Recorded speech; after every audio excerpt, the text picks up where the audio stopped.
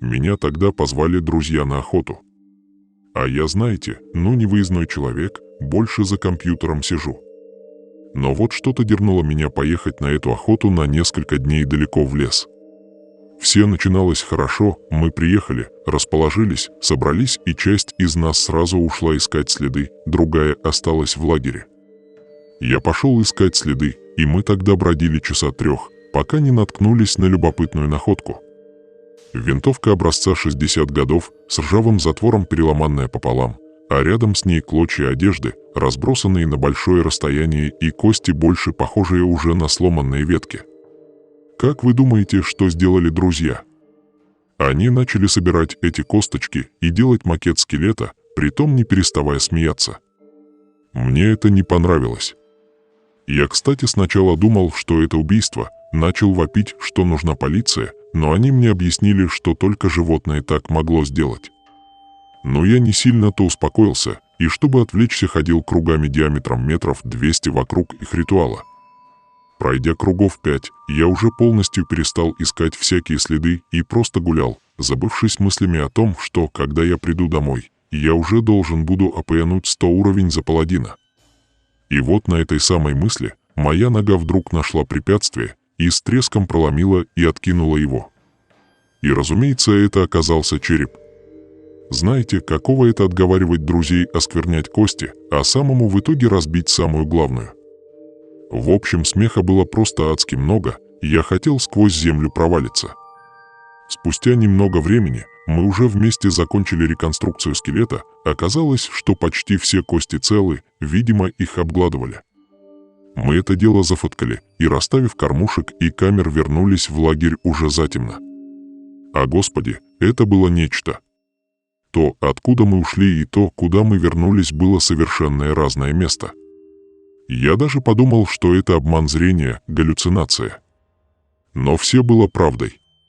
Эти 5, как мне казалось, увальней, сделали нечто.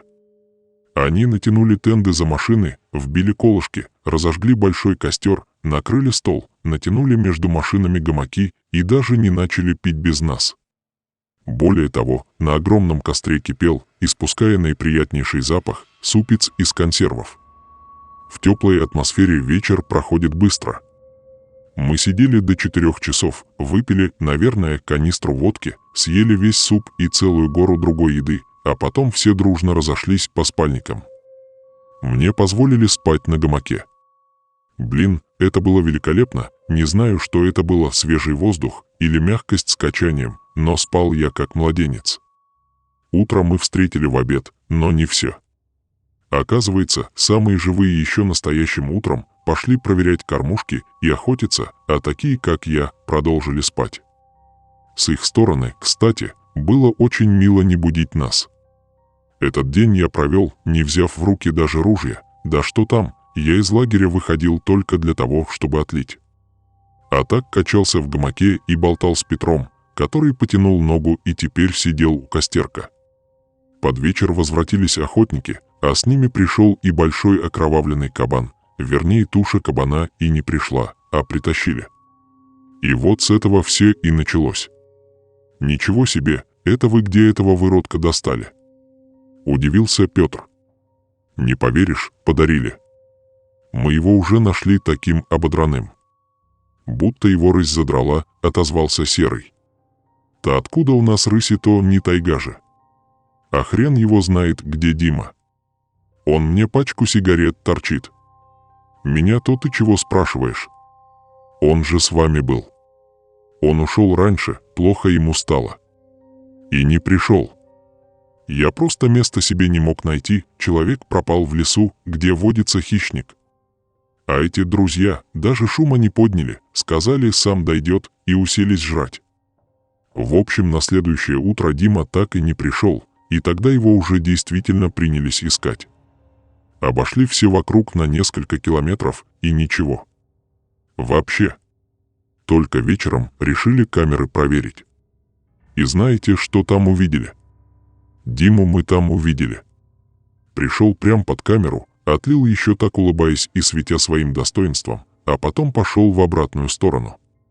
Но все тогда его обматерили и уже хотели перестать смотреть, темно стало, плохо видно. Но все-таки то, что надо, успели увидеть. Силуэт размером с волка, только выше, почти без шума подобрался к месту, где отлил Дима, и так смачно начал рыть своей рожей землю, а потом издал некий смакующий звук и резко побежал в сторону, куда ушел Дима. Вот тогда все как-то сразу поутихли и поприжимали свои винтовки поближе. Знаете, я совершенно не ошибся в тупости своих друзей. Эти пьяницы, оказывается, еще в первую ночь, балуясь, слили весь бензин из машин, чтобы с огнем поиграть. Телефоны тут, конечно, не работали, а ближайшая заправка была в 30 километрах по пересеченке. Ночью выставили патруль, 4 из 8 человек добросовестно несли службу, пока остальные пытались заснуть. Кстати, у всех, кроме меня, это очень удачно получилось, а я все переживал, думал, как завтра мы пойдем днем по этому сраному лесу обратно. Мысли как кораблики в реке.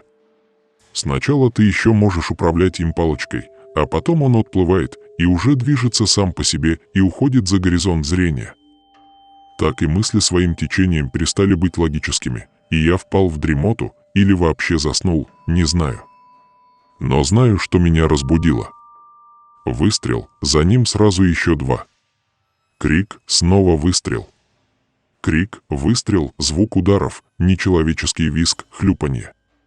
Я вскочил с гамака и тут же рухнул на землю, а прямо передо мной полотно, заграждавшее наш лагерь от леса, упало на землю под грузом обезображенной твари, чье тело было лишено кожи. Кости торчали из мяса, на голове не было ни ушей, ни щек. Огромная зубастая пасть, обрамленная голыми костями черепа. Ужасное зрелище. Эта штука сразу бросилась на меня, и я даже, не соображая, что происходит, вскинул винтовку и выстрелил прямо твари в челюсть. Кусочки кости и крови обрызгали меня, и я хотел выстрелить еще раз, чтобы добить визжащую тварь, но винтовка непонимающе щелкнула. Тут же сильная рука поставила меня на ноги, и в нереальном шуме раздался вопль: «Предохранитель сними!». Выстрелы оглушили, и я, еще не очень видя, что происходит из-за тьмы, ориентируясь на вспышки выстрелов, увидел, как на крышу машины запрыгнула еще одна тварь. Я не помедлил, тут же выстрелил. Конечно, я не попал, я ведь первый раз стрелял день назад, по тарелочкам, а сейчас по движущейся цели. В общем, тварь поняла, что к чему, и прыгнула на меня. Тут уж я не промахнулся и уже в упор прострелил ей дробью живот. И что вы думаете? Тварь не подохла, она легонько прошлась по моему лицу своей мотней, и я тут же перестал что-либо видеть. Нет, глаза был в норме. Но их заливала кровь. Лоб был рассечен до кости, из щеки можно было высунуть язык. Я полностью потерялся. Не знаю, кто спас меня от этой твари, я дальше действовал уже без воли мозга. А именно, я расстрелял весь магазин в полудохлого упыря и, видя открытый багажник, кинулся в него и запер его за собой. Звуки выстрелов, крики и бульканье продолжались не дольше пары минут, а потом настала тишина, в которой только потрескивал огонь и что-то шуршало по траве. Я отключился. Признаться честно, я трус, каких до меня не было. Я настолько боялся выйти, что потерял счет времени и смирился, что багажник станет мне могилой.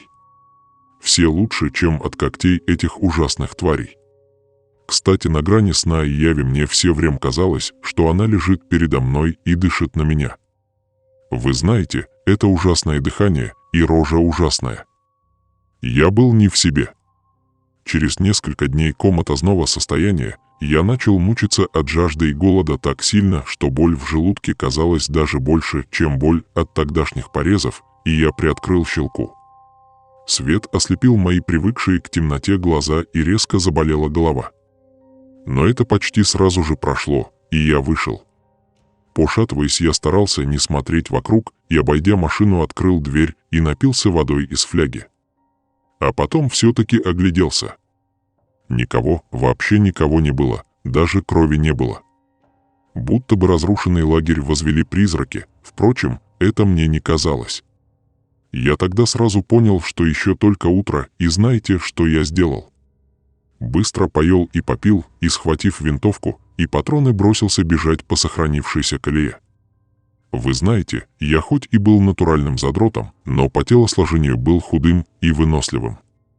Я смог пробежать немного, но быстрым шагом я продвигался почти без остановок, да и какие могут быть остановки, когда сзади крадется смерть? Ха-ха, а ведь смешно даже. Еще не было заката, как я прошел целых 20 или даже 30 километров и вышел на шоссе, а по нему прошел еще пару километров и вышел к заправке. О боге, как я был красноречив, рассказывая свою историю дедушке-заправщику. Я не скупился на выражения, рассказал все как есть и даже не соврал про свою трусость. Он сразу вызвал милицию и скорую, а пока они ехали в эту глушь, он накормил меня. Знаете, это было как будто оказаться в вате. Я просто растаял в этой теплой атмосфере. Мы сидели в каморке, и этот чудесный чай, немного подсохшие булочки, сгущенка и батон. А потом он позволил мне немного поспать и оставил меня в этом сказочном месте. Менты приехали раньше того времени, пока я проснулся, и дед, соврав про мое состояние, заставил ментов вызвать еще и МЧС, чтобы меня со всеми удобствами доставили в больницу, а сами милиционеры хорошо вооруженным нарядом отправились на УАЗиках проверять нашу стоянку. А я на большой машине в дремоте покачивался, быстро приближаясь к родному городу. Я вздрогнул, мне было чертовски холодно и хотелось есть. Я не понимал, что произошло, и позвал спасателя, но мне никто не ответил, а машина, видимо, стояла, поскольку качки не было. Я тогда поднялся и сильно ударился головой об потолок. И тот вдруг начал подниматься. Нет. Все это было только сном. Прелюдием перед сном вечным. Все еще была ночь, та самая ночь. Даже костер еще не догорел. Повсюду валялись остатки тел, которые твари до того, как уставиться на меня, обгладывали. Они склизкие, как лягушки. Я, кажется, даже смог выдавить этой твари глаз. Там что-то брызнуло, точно почувствовал, как брызнуло. А потом резко стало очень холодно, и эта свора отступила. Я не понял, что заставило их отойти, и даже встал на ноги, не понимая, глядя на них. А потом я все понял. Моя шея на одну половину была разорвана, и из сонной артерии хлестала кровь. Я был в сознании еще, наверное, минуту. Минуту наблюдал, как они жрут моих друзей, и целую вечность ждал, когда же они начнут жрать меня.